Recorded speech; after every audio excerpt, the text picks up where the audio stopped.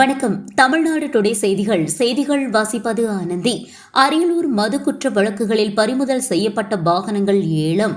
அரியலூர் மாவட்ட ஆயுதப்படை மைதானத்தில் மாவட்ட காவல் கண்காணிப்பாளர் விஸ்வேஷ் பாலசுப்பிரமணிய சாஸ்திரி தலைமையில் ஏலம் விடப்பட்டன.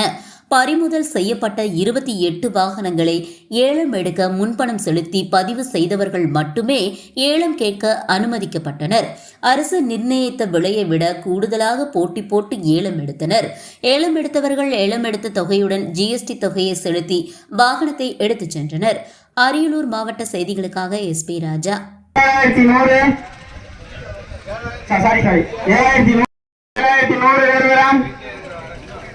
7100 2 தரம் கேள்வி இருக்கா? இட போறான் 7100 3 தரம் token number 3 token number 3 sir. ஐயா யாரு பின்னாடி யாரு எழுந்திரிச்சு நிக்காதீங்க, உட்காருங்கண்ணா. இங்க வரும்போது பணத்தோட வாங்க. டோக்கன் டோக்கன் மட்டும் தூக்கி காமிங்க, உட்காரியே சொல்லுங்க. ஆமாம் சத்யராஜ் சார், டோக்கன் வாங்க. 9100 கேளுங்க. 9100